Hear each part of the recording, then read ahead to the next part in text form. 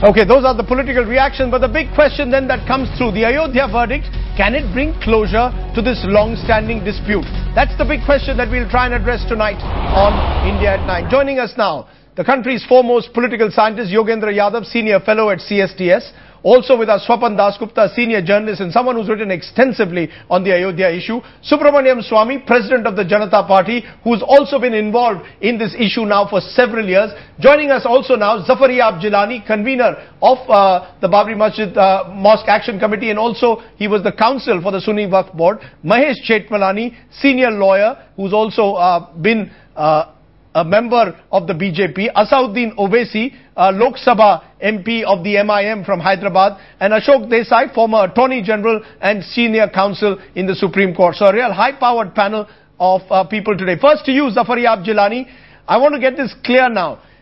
You are going in appeal to the Supreme Court. Therefore, for you, today's verdict is not seen, sir, as a closure. Am I right? Yes, of course, there is no question of closure. Because we have been saying right from the very beginning that we will accept the final verdict of the Supreme Court, and it is but natural that if we feel aggrieved, and I have been saying for others also, you may be remembering that earlier also I had said that any party which feels aggrieved from this judgment may approach the Supreme Court. And today also I feel that other side will also have to approach the Supreme Court, because they do not accept this thing that mosque should be constructed in a portion of that very building. They are not saying at the moment, but it is but natural. So that what we must say, I say, because Muslim parties have accepted, Personal Law Board has said, all Muslim parties have said that final verdict of Supreme Court will be accepted by Muslims. Kindly ask them also. They should also declare that yes, final verdict of Supreme Court will be accepted by them also, I mean by the Sangh Parivar and by VHP also. So then will be closer. You're saying that it's only after the Supreme Court pronounces the final verdict that there can be a sense of closure. That a verdict provided by the High Court doesn't provide you enough of space, Mr. Jilani, for a negotiated settlement. Am I correct? No, you see, I have told you, negotiations cannot succeed because the other side, by negotiation means surrender of mosque. We cannot surrender the mosque. Under the law of Shariat, we are not entitled to surrender the mosque. We cannot exchange it. Therefore, there is no question of negotiation unless they come forward with any such resolution which is permissible or that the Supreme, accepted under law of Shariat. But if the Supreme Court, if the Supreme Court gives the same judgment, virtually suggesting that the mosque cannot be built on this where what the High Court says is the Ram Janmasthan, you will accept that? Our ulamas have said that Supreme Court verdict, to accept Supreme Court verdict would not have any responsibility upon us. It will be the verdict of Supreme Court which has to be accepted. Okay, let me bring in Subramaniam Swamy, who in a sense represents the other side. You believe that there should be a Ram temple on the Ram Janmasthan. You do not accept that there should be a mosque on this land. The court today has said one-third, Sunni Waqf Board, Nirmohi Akhada and Hindus, in a sense representing Ram Lalla, should all have a portion of the land. Will you also, in that sense, do you also believe that the Hindus should also go in appeal, much as the Sunni Waqf Board is going in appeal, and to that extent there can be no closure?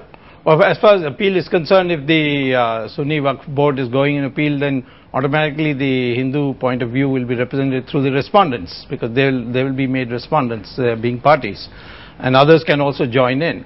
The fact of the matter is that this present judgment that we have today got has a fundamental contradiction, and the fundamental contradiction is that they have held that the Sunni Waqf Board has no locus standi in terms of title suit. At the same time, they are being awarded one-third of the land. The second problem has always been that the comparison of a temple with a masjid is totally illegitimate, because there is a Supreme Court Constitutional Bench judgment of 1994 which says that the masjid is not an essential part of Islamic religion, whereas the temple is very much, because the Lord through Prana Pratishta Puja enters the temple. So therefore a temple, the masjid can be built anywhere, because it's only this is Justice Verma's Venkatachalaya. I think he's right about the first part where he says that the mosque is not a central part of a religion of the Muslims, but I'm not sure about the second part. No, the second part comes in. No, it's your extrapolation. Please, no, it's not my extrapolation. There is a House of Lords judgment in the Natraj antique case where they have held this opinion, and House of Lords. So you're saying today's judgment should actually pave the way for Hindus to have a Ram Mandir on the Ram Janmasthan, and the fact that 1/3 has been given to Sunni Waqf Board gives you space for the Hindus to go and appeal to the Supreme Court and say that is not, the two cannot coexist. That's right. Is what you're saying. That's Okay, right. let me bring in Ashok Desai. Mr. Desai, do you see a contradiction at all in the manner in which this judgment has been done? It's a split verdict. I'm going to get both the lawyers, Ashok Desai and Mahesh Jetpalani, on this point, that because it's seen as a split verdict, do you see contradictions? First you, Mr. Desai. Now let me mention the judges have labored for months and produced a 1000-page judgment. Yes. One would like to see the contents of the judgment, including particularly the terrible destruction of the domes while the cases were pending, and how they treat the ASI document. Yes. But to my mind, it is important to also note that there will be a window of opportunity not in this court, but in a higher court. Right. And the reason is that we have no representative Muslim or a representative Hindu. There are no pontiffs. Everyone won't agree, whatever the decision. My own view is that in its own way, all the judges have adopted 3 different routes, but they have come to a fairly equitable decision of a division. It's like King Solomon's decision about the child. But it's only when it goes to the Supreme Court and the court seems to feel that would be some sort of a division is necessary, that parties will come to their senses. Okay. Otherwise, you will always have someone who will have a view differing from all others. Okay, Mahesh Jetpalani, you want to come in on the fact that it is almost a 3-way split, some would say, not just in terms of the land, but also in the way the judgment has been interpreted by these 3 judges, Justice Agarwal, Justice Khan and Justice Sharma, having very different views, apart from the similarity that they all seem to accept that the spot where the Garbhagriha is, or the Sanctum Sanctorum, is the Ram Janmasthan. Yes, I mean, there's no doubt that there are divergent views, but as you said, there's unanimity on what should be the most important issue for the Hindu elements, and that is that the Sanctum Sanctorum has been upheld. Their stand has been vindicated that this was the birthplace of Lord Ram. And I think that was what the entire issue was about. No, but hang on. But Mahesh, would that also involve, as the court suggests, that 1/3 of the land is given to the Sunni Waqf Board to possibly build a mosque? If that is to be the closure and that is to be the suggestion, if Hindus are going to stress on the fact that the Ram Janmasthan has been legitimized in a sense, then the Sunni Waqf Board could equally claim that they can also build a mosque because namaz was read and practiced there for 400 and odd years. Would the Hindus accept that? Look, you know, I can't speak for all the Hindus. I mean, the court has given an eminently viable solution. Mr. Swamy is right that there's an element of contradiction. On the one hand, you non-suit the Sunni Waqf Board on the ground that their suit is barred by limitation, and yet 1/3 of the land is given to them. So there's an element of contradiction. But you know, all this is academic. If Mr. Jalani wants his clients to appeal, if they appeal, then the judgment of the Allahabad High Court, eminently viable though it is, can't be used as the foundation for a negotiated settlement. I think it's an eminently good judgment. It gives something to everybody.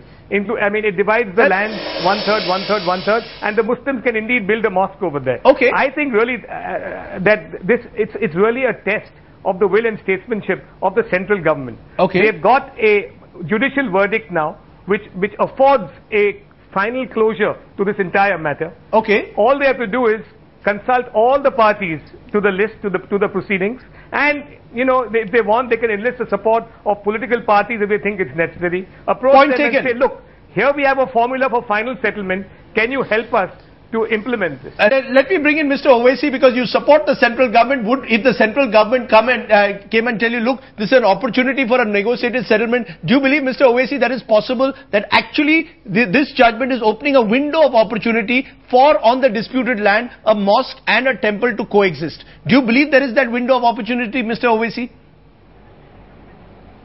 No, I agree with what Mr. Jilani had said, that we cannot surrender the land. We will certainly go to Supreme Court, And why one-third? If the Supreme Court says that no, the whole land belongs to the Hindus, fine, that is fine with us, we have already said that. But there cannot be reconciliation, we will not surrender the piece of land, and this is nothing but bartering one-third for what? We will not agree to that. So hang on,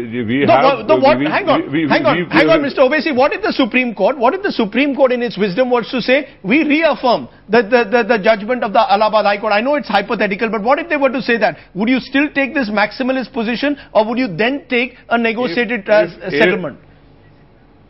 Rajdeep, if in a hypothetical situation what you say comes true, then Muslim Personal Law Board has already said that we will abide by the last judgment of the court of the land, and that is Supreme Court. Right. Simple as that. But I have the right and opportunity to plead my case, because I feel that there are many points, many evidences, historical evidence, which the Honorable High Court have erred in law by overlooking at it. Give me one example. We will certainly present that case to. Give me an example that you feel.